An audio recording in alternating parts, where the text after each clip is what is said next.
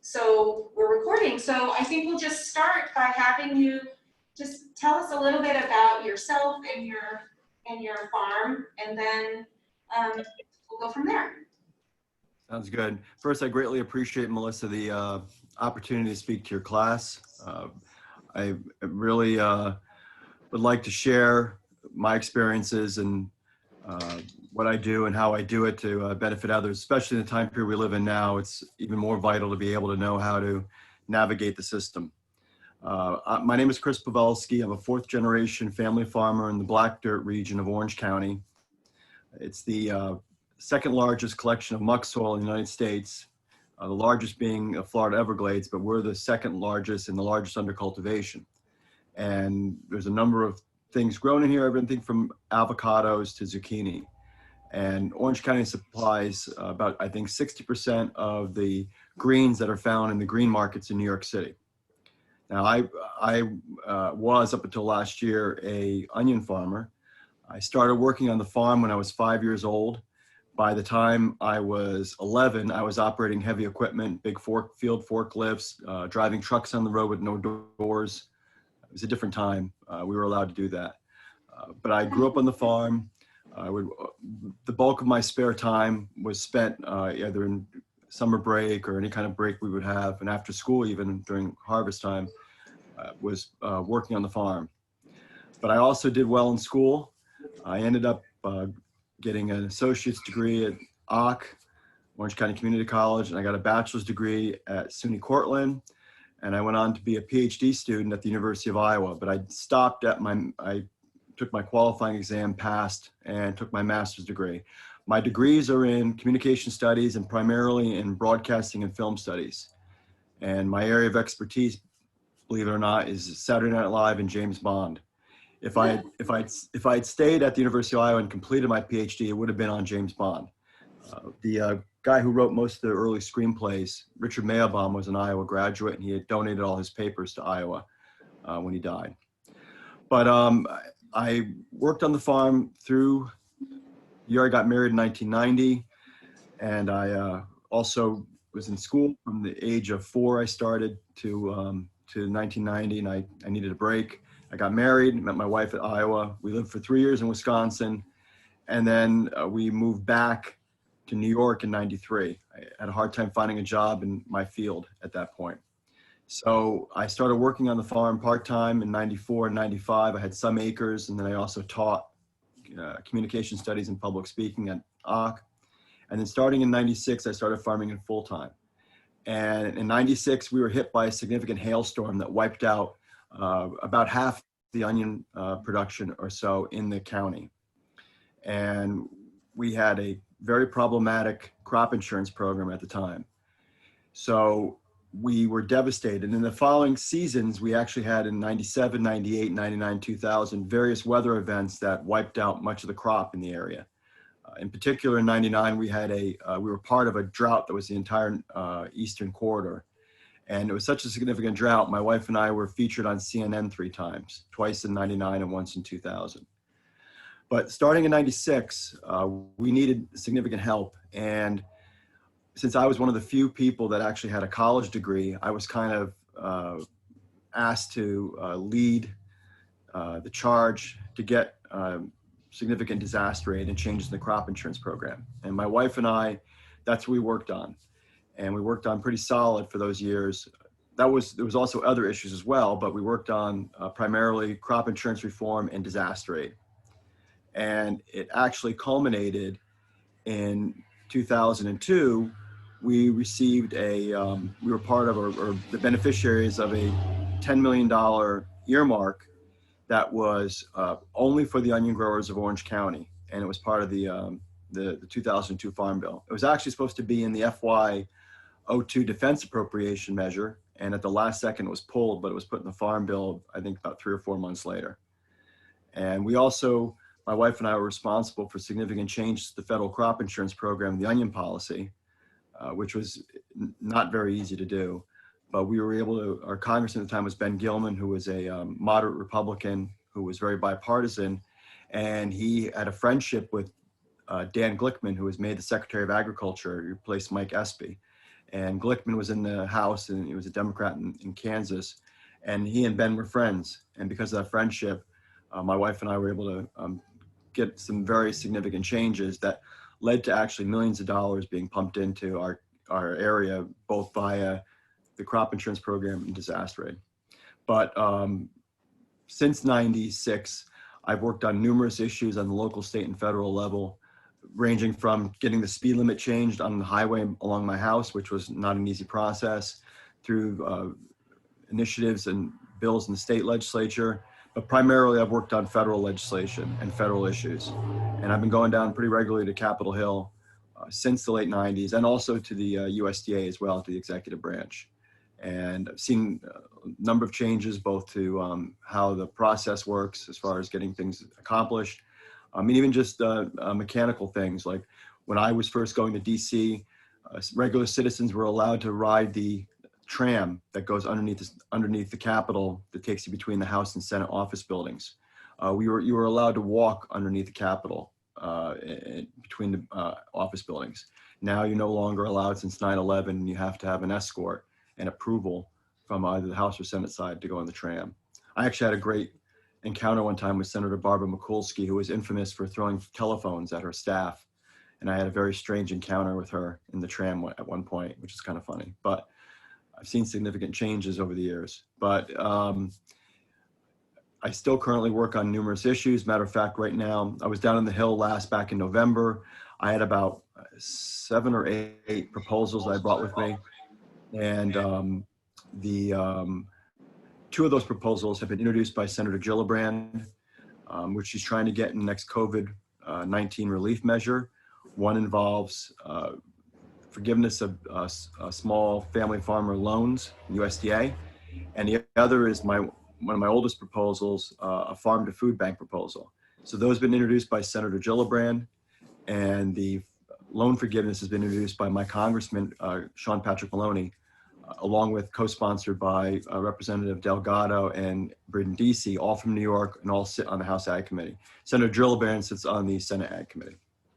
But that's pretty much in a nutshell. That's great. So I think maybe where we could start is, you talked about these relationships between Glickman and Gilman, and just because that was such an important set of relationships for you, how did you get started with that, and what was the importance of those relationships to you in accomplishing what you were able to accomplish?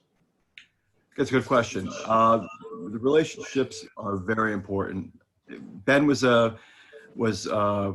second longest serving congressman in the House at the time for the New York delegation after Charlie Rangel. So he had a lot of seniority, and he was the longest serving Republican, which was important when the Republicans took over control of the House back in 94, I believe. So, but the fact that he had a relationship with Dan Glickman was huge.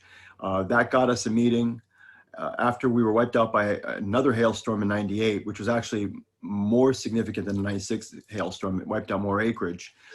Ben got us a meeting with Dan Glickman in the Capitol itself, the U.S. Capitol, which was kind of interesting because it was a meeting that was guarded by Secret Service and Capitol Police. Got a great picture of Secret Service agent holding my son in front of the door, which is very funny. But because of that relationship, it motivated Glickman to do a number of things that maybe he wouldn't have necessarily done. One in particular, he tasked the Deputy Undersecretary for Farm and Foreign Agricultural Services to work on getting improvements to the federal crop insurance, and they set up actually a panel made up of a number of different entities at USDA that handle crop insurance in different sections. And my wife was the lead person on it. And it was charged to make changes to the crop insurance program, which it did, including changing the established price and also getting a feature to the policy, a no stages feature, which was unusual to have happen. But those relationships are key. And also just establishing a relationship with the offices themselves. We had Ben early on. Then later, we started working with Senator Moynihan's office. And when we were working also at Al D'Amato's office, but when the Senate race was going on that year in '98, we reached out to the numerous Democratic campaigns that were campaigning, including Geraldine Ferraro and then Chuck Schumer who were running. And when Chuck Schumer won, we reached out to Chuck Schumer's staff immediately. And Chuck made a ag staffer right away, a woman by the name of Brooke Jameson. She was Chuck's first ag staffer. And we established a relationship with her before most farm groups did in the state or anybody else. Brooke later went on to become Kirsten Gillibrand's legislative director when she was in the House. And Brooke is now still Kirsten's legislative director in the Senate. And to explain, in a hierarchy of a congressional office, obviously the member is number one, the chief of staff is number two, and then number three is the LD, the legislative director. And all legislation goes through that person. And then after that is the staffer for the various issues. And a staffer typically has a number of issues under their portfolio. They may have, like for example, years ago, Chuck's ag staffer had replaced Brooke, had under his portfolio agriculture, but also defense spending. So you may have 2 or 3 or 4 things in your portfolio, but you want to establish a relationship with them because they can move on eventually to another office. But if you get a good enough relationship with that staffer, they will pass on your information and who you are to the person that succeeds them.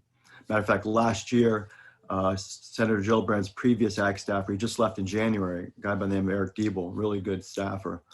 He was at my farm visiting, and he told my wife and I that the previous staffer to him, Catherine Tanner, told him when he was in the process of taking the job, handed him a stack of papers, a folder of stuff that I've sent him, and said, you have to get to know Griffin Bottomley. That's number one. And which he reached out to us pretty quickly. Well, and so maybe that leads to then we've been talking in class about the idea of resources. So, if you're passing on materials that's in a big binder, can you talk a little bit about the types of resources that you provide the ag staff and the legislative director that helps kind of clarify the need or the interests of farmers in Orange County, just to be specific? Sure. I'll tell you the importance of it. A few years ago when Hillary Clinton was senator, my wife at first and I later served on her ag advisory panel. And one of the best compliments we ever got was after one meeting when my wife was serving on it, she took my wife aside and she said she really admired and respected Eve and I, because most people, and even when you at the ag advisory panel meetings, they'll sit there and they'll complain and whine and the like. But she said, you and your husband don't just complain, you come up with solutions for what the issue is. And she said, not only do you come up with solutions, you come up with legislative language and talking points to argue for. And you give us something to do. And quite often that's what I've had numerous legislators I've been in meetings with and their staff, they'll say, what do you want us to do? Tell us what you want.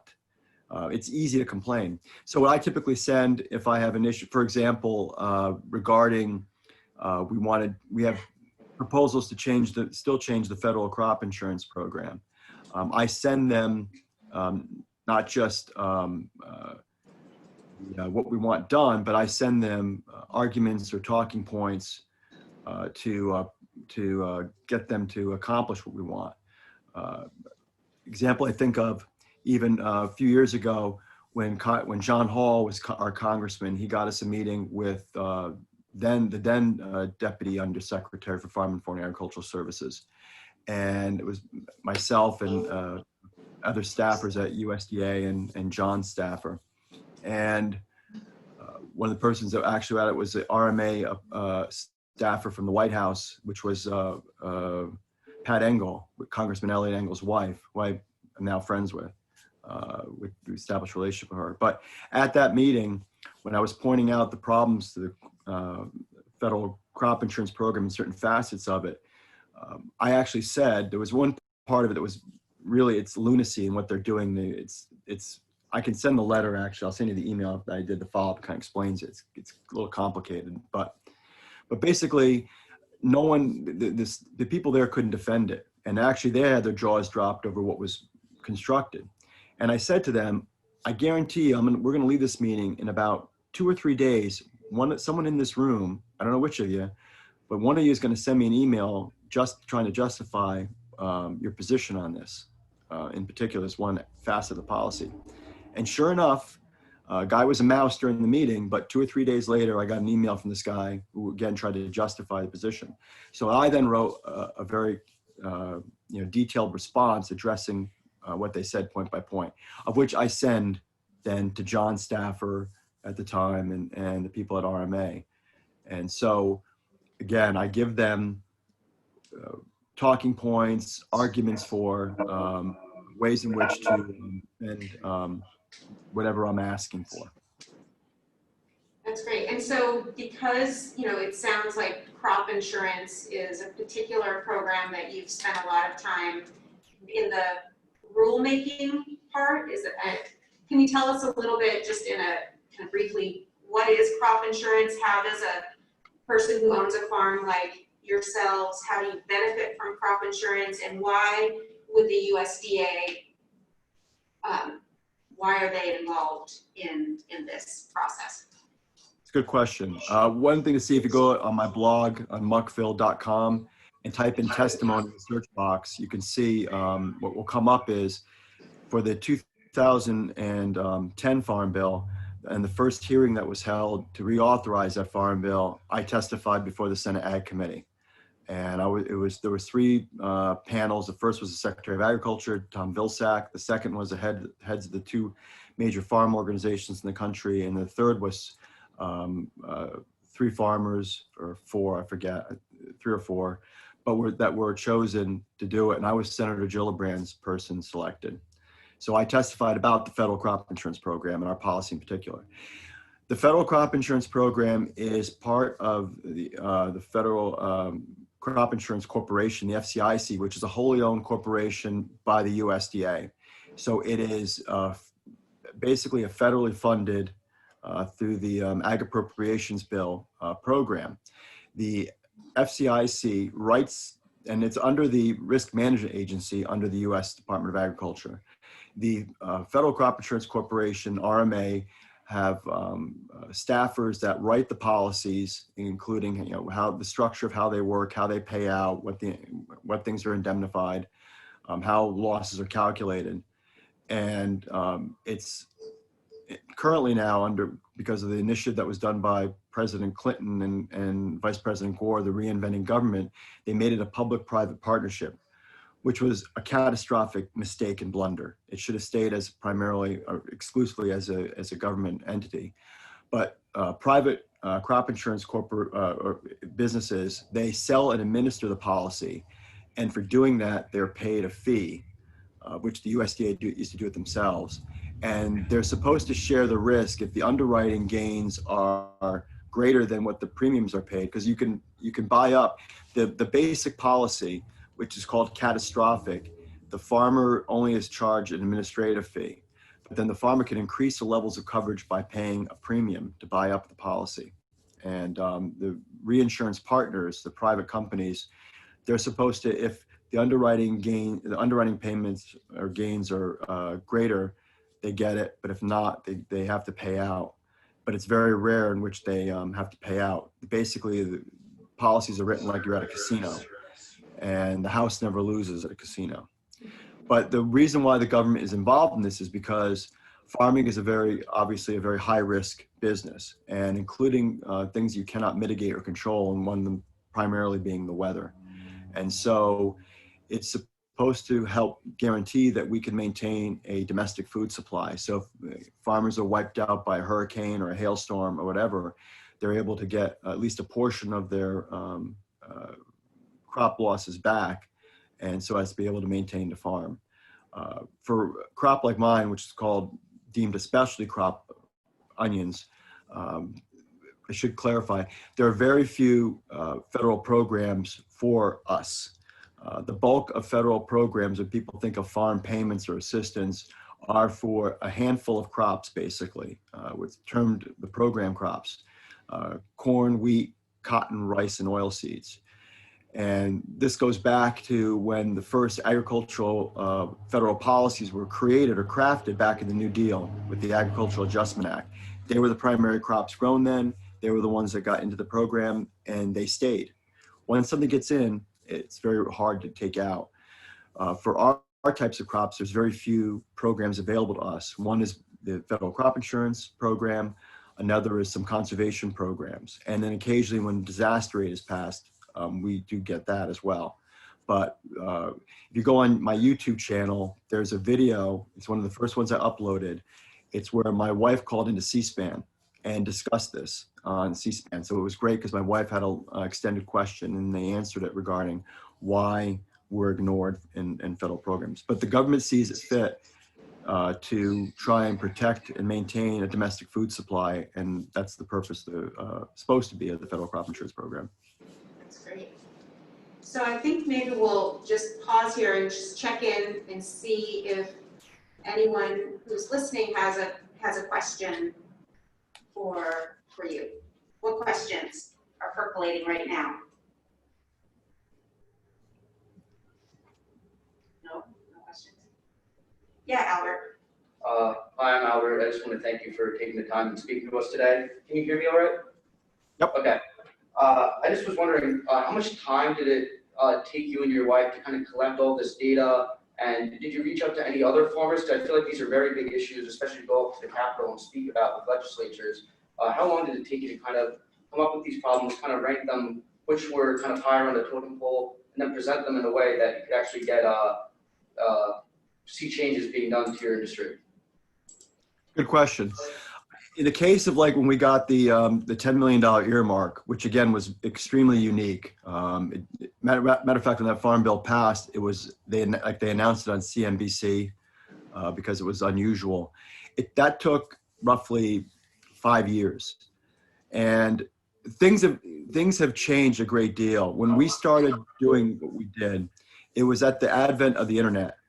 So we still, at that point, faxes were still a primary way of sending information. Email was just starting to become very popular. So in terms of like getting like that specific goal accomplished and getting the changes to the crop insurance program, it took years. Quite often, for me, I'm a pretty good researcher and a pretty good first draft writer, so I can put stuff together very quickly. And my wife's a great editor.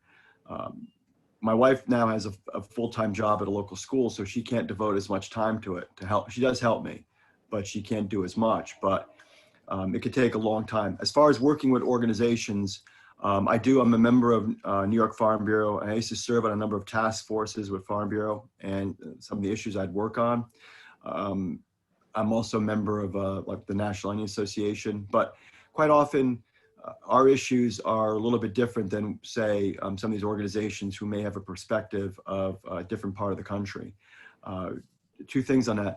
Last year, what knocked me out of the onion business actually was Canada has been, over the last few years, dumping into our markets, and not just onions. They've been dumping a number of different specialty crops and other crops, and basically it's an agenda to knock us out of business.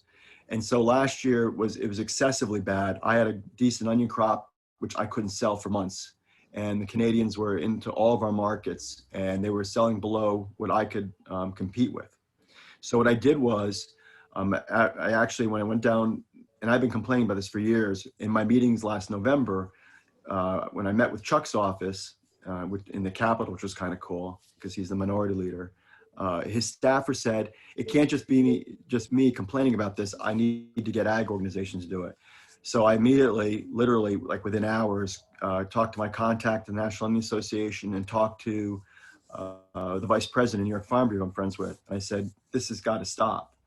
And I wrote drafts of letters regarding what our complaint was and nature of it, and what we wanted the International Trade Commission and Department of Commerce, those are the two entities that oversee this, to do. And they eventually, along with the New York State vegetable growers, wrote letters to the ITC and Commerce asking them to initiate a trade complaint. Over the winter, I appeared in, and one thing I haven't talked about yet is the media stuff, and which is really key as well. But I appeared in a number of trade publications and actually just general publications, including Civil Eats did a story on what happened last year, and UPI did a story on what happened. I was interviewed by The Packer, which is a trade publication, a video interview, and all those helped get the word out. And I ended up talking to growers and not just of onions, but of all different kind of crops in Michigan and in southern New Jersey, who were in contact with growers in Maryland and Virginia, all who were experiencing the same thing we were experiencing, which was Canada's vegetables and fruits would come into our markets inexplicably and beat us every time, despite their cost of production being the same and their transportation being an added cost. And so I worked with a number of organizations to get the ball rolling, which we've started to have something done about the Canadian dumping. Hope that answers your question. Yes, it does. Thank you. I appreciate it. Are there other questions that are percolating? I'm just trying to scan through the, Catalina. Hi, thank you for coming to speak with us today. Catalina, can you speak up a little bit? Yeah. Got it. So I was wondering if you're in support of any environmental, like any legislation that will, kind of further, environmental policy in terms of climate change, because I was doing some research and I saw that like there's going to be an increase in dry season, especially as like the climate gets hotter. So do you have any plans for, or are in support of anything that would, kind of prevent this from happening?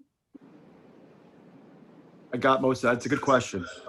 Two things. One is actually an old policy. There's actually a conservation program that did a lot of damage to our area as far as how it was sold.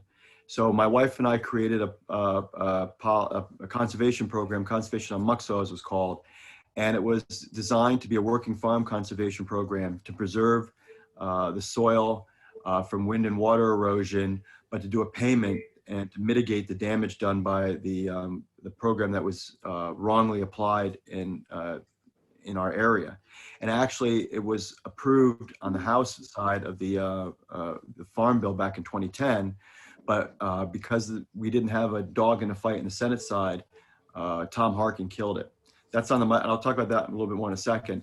On the macro level, yes, I have one of my proposals. I have an agricultural Green New Deal proposal.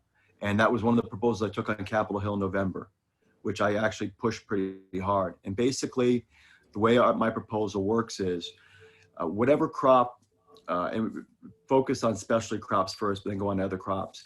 Whatever material that would be grown that would best mitigate carbon emissions and help reduce greenhouse gases and help mitigate the damage of climate that's been happening with climate change, farmer would be encouraged to grow. They would enter into a contract if they be voluntary, but the farmer would be paid what they would pay if they the net profits of what the crop they would regularly grow. So in other words, if I say it costs to grow an acre of onions is $3,000 to $5,000, and I can potentially gross on average 7 or 8 and net like maybe $4,000 or $5,000, that's what I would get paid. And so it would be an expensive program because the farmer would be paid a significant amount, but the money that the farmer gets for that economically, it's not as if we're doing stock buybacks or trying to go to offshore accounts. That money is spent within the community. So it's spent on buying new equipment. It's spent on repairing equipment. It's spent on purchasing inputs and the like. So it's a win-win. It's a win in the sense of it's mitigating the effects of climate change and damage to the environment, but it's also economically benefiting not just the farmer, but the communities that the farmer lives in. So I know like one of the, I met with a couple of offices that were running for president at the time, and they asked if they could share it with the campaigns, which was kind of cool. But going back, one thing with the conservation of muxo, as we call it, the COMS program, and this is a true story. I wrote a paper which gave all kinds of talking points for it. And at the time, staff for Senator Clinton, Senator Schumer, and Congressman Hall met with USDA officials in the Bush administration. And our program paid $300 to $500 an acre for doing this conservation program, which is what the Conservation Reserve Enhancement Program was paying farmers in my area for doing that program, which was a land retirement program for 15 years or so, or 10 or 15 years. And during this meeting, the Bush administration officials weren't exactly keen on it. And they kind of said, well, our conservation programs typically pay $50 to $70 an acre. And the staff for Hall and Schumer and Clinton said, well, your CREP program is paying $300 to $500 in New York. And the Bush administration officials' jaws dropped and they said, excuse me? They had no idea. And they literally got on the phone and called the head of the Farm Service Agency in the state of New York, the state executive director, and asked, is this true? Are you paying this? Are we paying this amount of money for this program? And he said, yes. They had no idea. They had no idea. So then the good thing that happened from this CREP program was changed to what it should be, and the payment level was lowered. But the problem is the damage has already been done. It's because this high payment level, it's led to higher rates for our rent, and it's led to higher price for our land, inflated both. But it's a true story. The USDA officials had no idea what they were, basically the operative in New York went rogue in how he sold the program. That's a true story. Carolina. Griffin, did you have a question? Yeah, so Catalina, I think, so you mentioned earlier that agricultural industry is particularly hard to project. It's quite unpredictable. Natural disaster will have its course from time to time, so you can't always foresee how your yield will be at the end of the season, whatever it may be. I think that makes it all the more important to promote these sustainable practices and these long-term solutions in order to continue to retain governmental support as time goes on. Yeah, absolutely. I mean, that's the point we made. And it's not just levels as far as weather and the like, but it's also market conditions as well. Again, we've been competing unfairly against Canada. Canada, I found in doing research, has some revenue insurance products that basically, when I sent them and I found them and I sent them to Gillibrand staff, they replied right away, whoa, this is not WTO compliant. But the question you have to ask is, do we want to maintain a domestic food supply or not to a certain extent? And, you have to accept the fact that growing food is an expensive procedure and it costs money. And I've used this example when I've had meetings on Capitol Hill. There was a HBO movie done years ago based on Randy Schultz's book on the early day of AIDS research. And the book was And the Band Played On. And it's a great movie if you get a chance to see it. But there's a scene in it where one of the CDC researchers comes across AIDS patient zero, who was the French-Canadian flight attendant. And when the CDC researcher's interviewing this guy, the guy's kind of jerking him around a little bit. And finally, the CDC researcher says, help me, but don't help, or help me or don't help me, but don't F with me. And that's what I've actually said in meetings to people, help, but, make up your mind. If you want to help me, fine. If you want to provide a decent crop insurance program, or you want to help us do better conservation practices, whatever, it costs money. Either pay the money out or not, but don't jerk me around. Does that answer your question? It does, thank you. Any other questions? I'm just scrolling through your. I have a question, actually. First off, I want to thank you so much for doing this. Everything you're talking about is super interesting, and it's honestly piqued my interest on this topic. But since you've been doing this for a while, since the 1990s, do you find it more difficult to get certain proposals through depending on the president administration's political affiliation? What kind of obstacles have you gone through depending on that? Because you've dealt with many different presidential administrations, so I was just wondering how that's affected everything. That's a good question. Yeah, well, first off, I'd like to say agriculture typically is very bipartisan or nonpartisan. A matter of fact, back in 2000, I was interviewed by the Senate Democrat Policy Committee, the Technology Division. They did a video interview of me in the Senate office building, the Hart building, in the atrium of it. And I thought when they were going to interview me, the questions are going to be along the lines of how do the Republicans screw you in terms of their legislative agenda or their agricultural agenda. And that wasn't what the questions were. The questions more so were, how do you get screwed as a specialty crop producer in the Northeast? Typically, the battles that occur in terms of agriculture are not partisan, they're crop and regional location. That's usually in agriculture. People are falling, agriculture represents, farmers are about 1% of the population. So everybody loves the farmer for the most part, and people are falling over themselves to help us. So that's one reason why I've been able to get half of what I do is really helped by my ability to get in the press. And I've been in the press over the years hundreds of times, and that press coverage has helped. But like right now, what it's happening on the Hill and at the executive branch, I never seen anything like it. I mean, when the Republicans took over control of the House back in the 90s, they were very partisan and the like, but they got things done. They passed appropriation measures. When there was a disaster and emergency, they didn't require offsets for the most part to appropriation. They were, I worked with them. One of my best contacts was the woman who was an attorney that worked for Bob Goodlatte, first when he was chair of the Ag Committee, and then later when he was chair of the Judiciary Committee, and she became the chief counsel for the Judiciary Committee. And I had a great relationship with her. I still do. As far as I know, she's still there. But the current administration, yeah, that's very difficult. Now, that being said, I'll tell you, sometimes, again, even within the same party, you have problems. When we were wiped out in 2011, we were wiped out by Hurricane Irene and Tropical Storm Lee. Totally destroyed us, caused the Wallkill River to flood, and I lost my crop at the absolute worst time, right before harvest. So I had virtually all my investments in, and it was gone.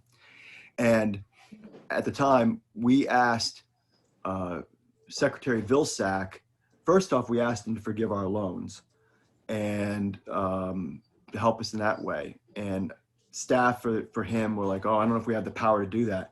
And I sent them example after example in the press and the like where they did do that in the past. We also asked them, USDA has an emergency, what's called an emergency loan, EM loan. And the percentage was, what was the percentage, Eve, when we first, my wife just walked in 90s for the EM loans? You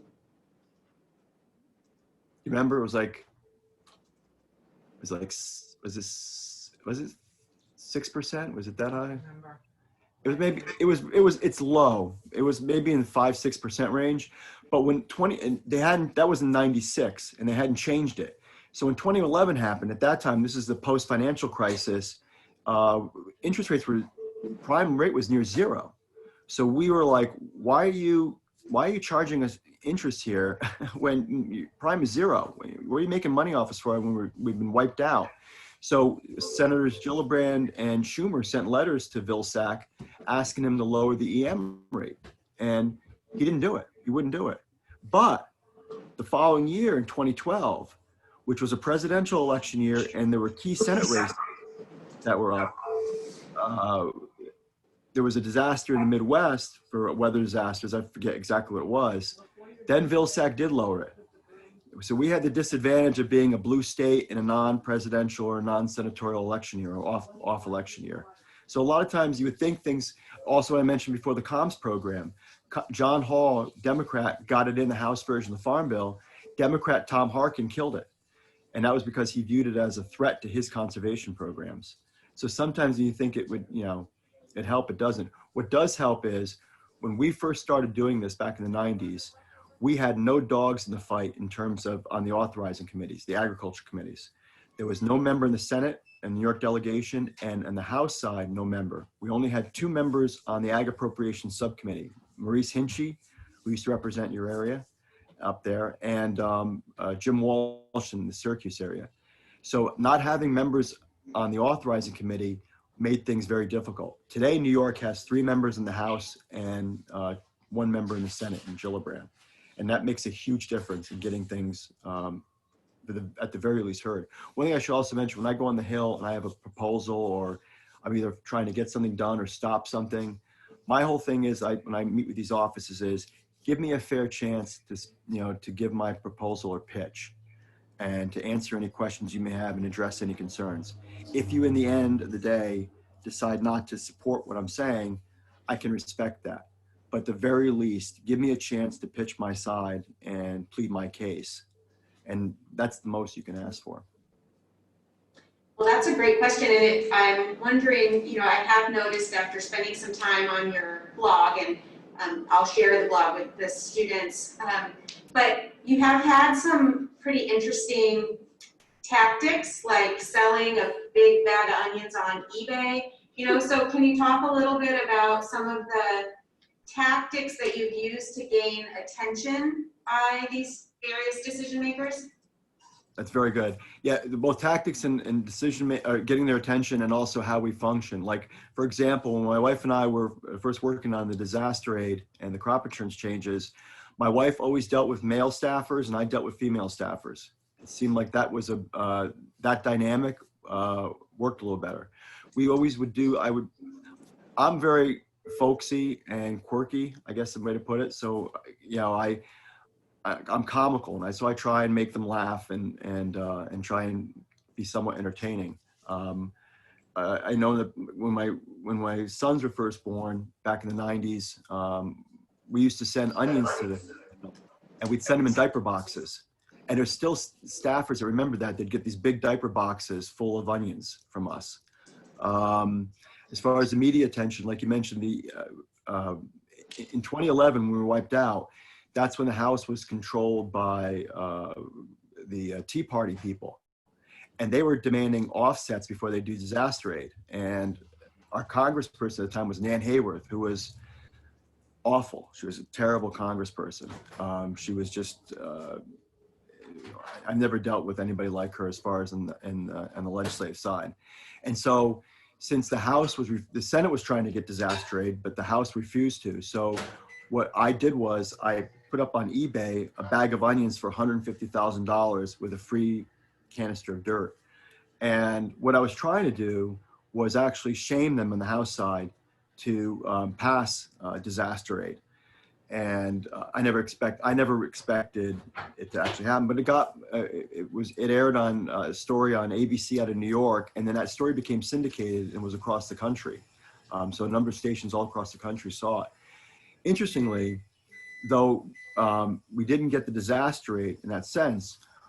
After Superstorm Sandy happened, the Congress passed a major disaster relief bill for Sandy, but Irene and Lee were included in the previous year. And Chuck Schumer told me, when I happened to talk to him the following year at Senator Gillibrand's New York Farm Day event in the Capitol, he said one of the reasons why he fought so hard to get Irene and Lee included is what he saw on my farm, because we had a press event for Chuck after that disaster to see what happened, how we were destroyed. And later, that money went into a program in the state that was administered by the state called New York Rising. And we and a lot of farms in the state got significant disaster relief for our losses. So in the end, that stunt I did actually led to us getting significant relief. You never know what might happen with a stunt like that.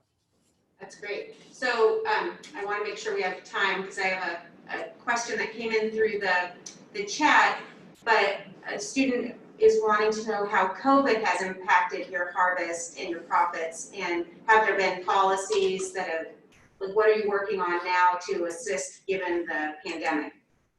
Yeah, COVID, it was strange. For us, for onions, it did open up the market for a period of time back in the springtime, where a lot of onions moved, but the price didn't change. That's one thing that has to be looked at, by the way. I should just mention that we need a lot more aggressive antitrust actions being done in enforcement of current antitrust laws and some new antitrust laws. There's a lot of collusion that goes on at the outlet level, the chain store level, for how we sell. There's no way the price should have stayed what it did in the midst of what COVID. One of the things that happened during COVID was there was no storage capacity for a lot of crops and products. So that's why you saw a lot of stores showing a lot of product because it had nowhere to go. And food banks can only take so much because there's only so much you can move logistically. A lot of stuff was dumped or rotted. In our farm to food bank proposal, both those proposals, by the way, would total the farm to food bank and the loan forgiveness about $20 billion in federal spending. But the farm to food bank, one of the things it has in it is money available to food banks, food recovery programs and organizations to increase their storage capacity, especially their cold storage capacity. The more storage you have, the more ability that you'd be able to hang on to stuff longer and then obviously distribute product. In the COVID disaster measures, one of the things that was included was there was monies being made available. One thing, there was a disaster payment program, CFAP, I think it was called. And then there's also a program that's available where money is going to, it's similar to what Farm to Food Bank, my proposal, got some differences, but money's going to agencies to go to smaller entities to purchase produce. So like right now, I have about a 1 acre garden that I'm selling, and my produce in part is being bought by an entity that services farm worker families. So I put together each week 41 families, 41 packages of food that is being bought by this entity that services them. They're getting the money from Cooperative Extension, who's getting the money from the USDA. And so that money's being distributed so as to move both produce, but also help the food insecure, which is what my proposal does, but my proposal is a little more detailed. That's great. Thanks, Chris. This is sparking lots of interesting questions, and we have another question that a student wants to know about your organic, if you use organic practices on your farm, and if so, what are your thoughts on organic agriculture and regenerative agriculture? It's a good question. Currently this year, I did very little chemical pesticides. And actually what I used for the most part was stuff you buy at Lowe's and Home Depot. Mostly in terms of keeping bugs off my cucurbits and that sort of thing. I didn't use anything like my corn like that. My sweet corn has worms in it. You just cut that top off. Organic, I have friends who grow either organic or low input, and I think it's, if you can do that and you can sell for a premium, I think it's great. In terms of, because I've done where I have used no pesticides in terms of my onions and stuff, and you do not get the yields that the organic does on the scale. I mean, you can do organic on 2 or 3 or 4 acres, but to grow it on 50, like for onions, for example, in the muck soil is impossible. One thing in particular, the weeds. I mean, as it is on my 1 acre garden, I would spend much of the day, every day, on my hands and knees weeding. And it's one thing to be able to do that for like an acre or so, but to be able to do it for hundreds of acres, it's extremely difficult. So I think it's a good option for people to have if they want to do that way, but to feed 21st century population of 6-7 billion people using production practices that are from the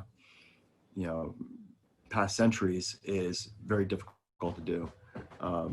One in particular, when Norman Borlaug, who was the father of the Green Revolution, who came up with synthetic fertilizers and these pesticides, prior to his, and of course he won the Nobel Prize.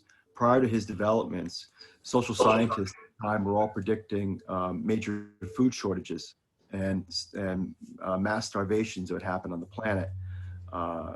Think of in popular culture, the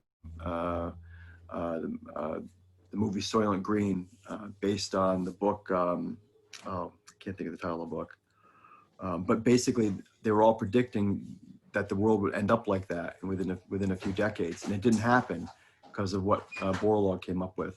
He was able to massively increase yields, also through better seed development.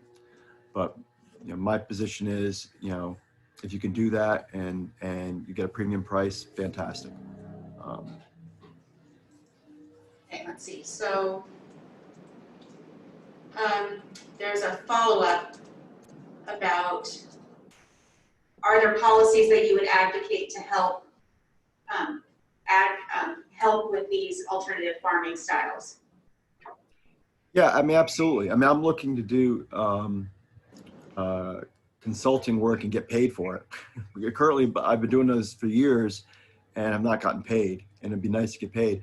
If an entity came to me with something that, that I philosophically agree with, I can't advocate for something I don't agree with. But if it's something I philosophically agree with, then yes, absolutely. And when I would go down to Capitol Hill, I'm a member of my county farm bureau, and I would always ask, if you have an issue that you want me to talk about, it's not something that I'm familiar with, give me the talking points and what you want, and I will gladly pitch it on the Hill. So I've always made that offer, as long as it's something that, that I agree with. Absolutely. So we have another question about, I'm just going to read it. So in light of the recent natural disasters such as the hurricane El Drashar, I don't know how to say this because I don't speak Spanish, I'm so sorry. In Iowa, wildfires in California, especially since there hasn't been a lot of media coverage, what does this mean for farming in the future? And will supply and demand change in favor of regions that haven't been as severely impacted? Well, in terms of supply and demand, we have we're dealing with international markets, and then even national markets with our transportation system. So it's easy to move product from place to place. Matter of fact, primary supplier of onions for the United States comes from the state of Washington. I should say dry bulb onions during the fall to winter marketing season. But obviously, I mean, that derecho, that was odd. I mean, obviously, it was an incredible thing to see. It doesn't happen very often. Hopefully, it won't happen for a very long time. But we have to start taking into account, because of climate change, that we have to back up. When some of the ground that I farmed, I was hit by hail on the ground, I think 4 or 5 times over 20 years. When my dad's cousin owned it prior to me, he was never hit in 40 years of farming. So we have to, and this is what I would say when I would talk to USDA officials regarding the crop insurance program, we have to acknowledge the fact that climate change is real, it's detrimental what's happening to our, for this year, we had snow in May and we had a frost this morning. And it's September, 19th? I mean, we're a month early on a frost. I mean, the growing season has come to a partial end. We have to acknowledge that, and we have to create policies in terms of crop insurance, disaster aid, whatever, that takes that into account and understands that. Again, do we want to maintain a domestic food supply or not, to a certain extent? Questions in the room? I'm getting lots of questions from our Zoom chat. Any questions in the room? I want you to feel. All right, so we have another question, Chris. Oh no, that's the wrong thing. Chat. Can I address something? Yeah. It was a really good question you had asked me in an email. What did you not know? I think it was something along the lines that you wish you knew, and so on and so forth. That's a great question. When we first started the process of trying to get disaster aid, my understanding of how the legislative process worked was basically, I had some classes in high school and a class or two in college, but a lot of it was just what I saw in Schoolhouse Rock when I'm just a bill. And so we didn't understand how the approach process worked. And we, like, for example, Sean Gilman, our staff, to introduce a bill for our disaster aid. And we haunted him, and then he eventually did introduce a bill for $30 million for New York State onion and apple crop, and it goes nowhere. It doesn't go before the Rules Committee and then go before the Appropriations Committee and go through that process. It's not going to happen, and so we kind of wasted time on that. And not that they jerked us off, but they basically appeased us so we would shut up. Later we learned how it works, and I kind of wish we knew that to begin with. It was like a 2 or 3 year learning curve. There was also a case where we were assigned to work with USDA officials at first as far as changing the policy, and we learned that they kind of, again, they were kind of playing games with us a little bit. So a couple of years later, when we started working with the New York apple industry, these same divisions of USDA were playing games with them on a disaster program. And we told the guy at who was at the New York State Horse Society at the time, stop fooling around with these people. They can't do what you want. You're wasting time. And by the time he learned that and accepted that, it was too late. And so, while we got our onion money, apples got carved out. And so, I kind of wish I had known some of the things that I know now, obviously early on, because we wasted a couple of years. But, you have to go through the Appropriations Committee. Currently, like, we're trying to get these 2 measures for loan forgiveness and Farm to Food Bank. It's got to go through Senate Finance Committee. That's why just recently a letter was sent by Senator Wyden, and signed by Wyden, Bernie Sanders, Senator Gillibrand, and Senator Booker, calling for our for the loan forgiveness for small farmers and things to be passed. Ron Wyden is the ranking member on the Senate Finance Committee. But it's important to know, who the chairs of these committees are, who the ranking members are, and then, how to contact them. I tweet a lot to Chuck Grassley, who's the chair of the Finance Committee. I pick, currently right now, there are a number of Republican senators who are in tough races. Susan Collins, Cory Gardner, McSally in Arizona. Who else is the other one? Joni Ernst in Iowa. And these are members that have a large farm contingent in their states. And so I tweet a lot to them and about, gee, it would be nice to pass this measure by Gillibrand and so on and so forth. And with the hopes that their residents in their state and stuff see it. But I wish I had known how the approach process worked, how the legislative process worked sooner, because we wasted a couple of years. Not wasted, but it took a couple of years before we kind of understood the system and how it works. That's great. So we have 2 more questions, and so I think this has been really interesting, and I hope everyone's found it interesting. So one is very specific, and so I'm just going to read it because this is out of my depth. But you've stated that you typically farm solely onions. Do you have a monoculture currently, and do you think the utilization of an onion monoculture is problematic in the long run in terms of soil health? Good question.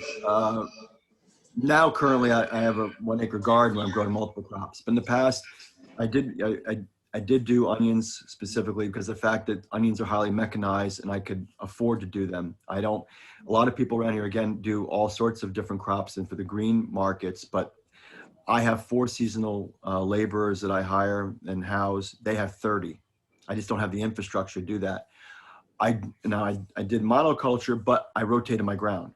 So I partnered with either one of my neighbors who grows soybeans, or my other neighbor who's actually a Chinese farmer who grows a lot of different Chinese greens. And both soybeans and the greens that my that Young grows are beneficial for onions afterward, and onions are beneficial for them.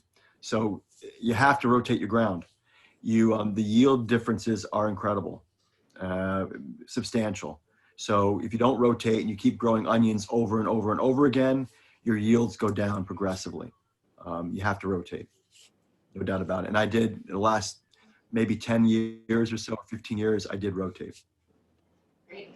All right, so we have an interesting question. So, well, they've all been interesting, sorry. They are. I like them all. Everyone's asked really interesting questions.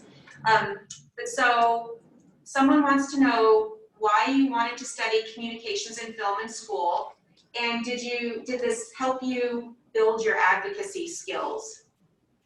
Great question. I love TV.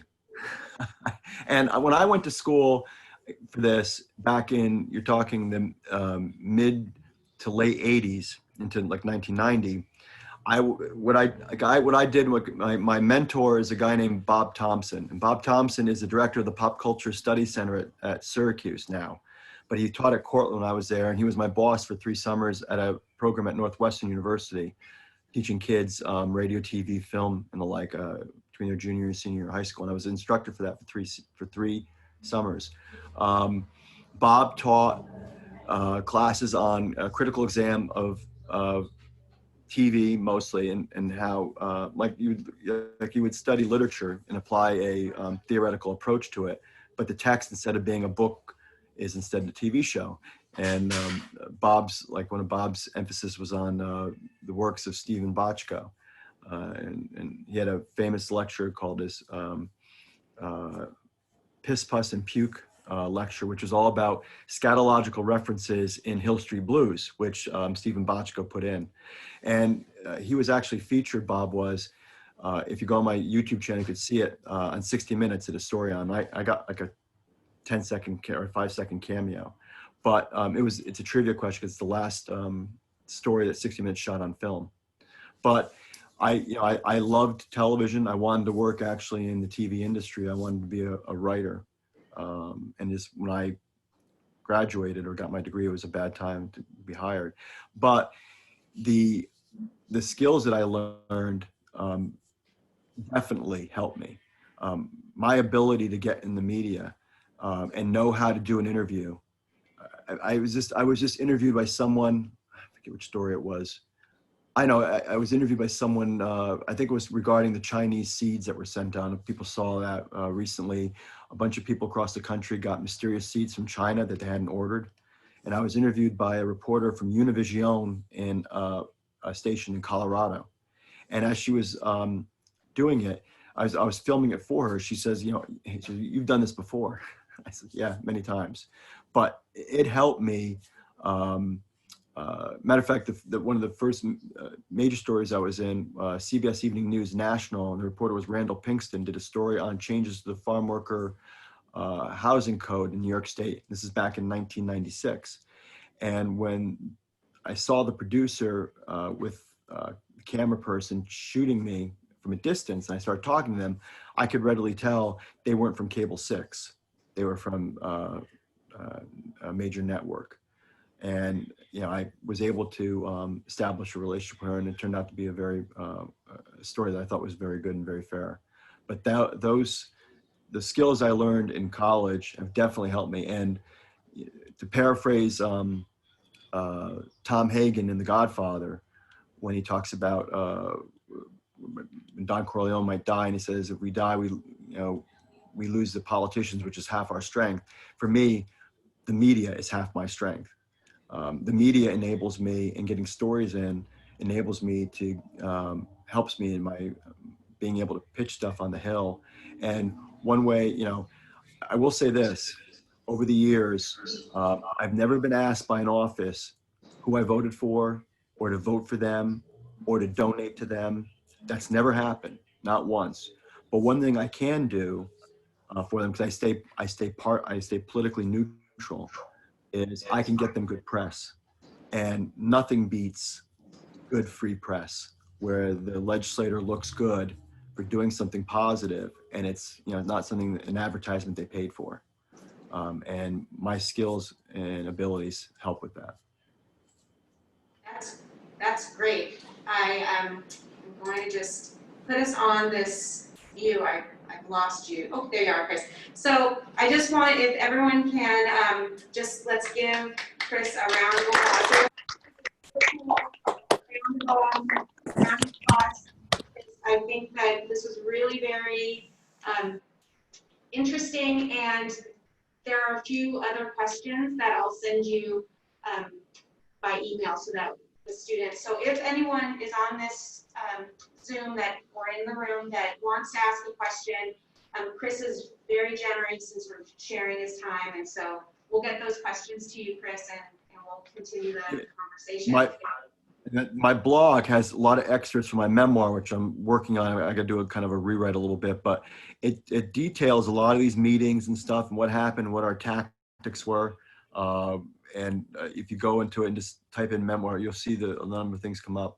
And then some of our funny encounters and strange ones, like one in particular, when the time we met Al Gore when he was running for president, and I got to shake his hand and gave him my brother a joke about Tommy Lee Jones with him and made him laugh. So I also got Paul Harvey to issue a semi-correction on a story he said that was totally false. That's great. So so again, let's give you a round of applause. We really are just very grateful to the time, and I'm grateful to everyone in the Zoom room and in our classroom for the time and attention and great questions that you posed. And so with that, I'm going to say good night, or good afternoon, and we'll see you later. Thank you very much. Bye, everyone.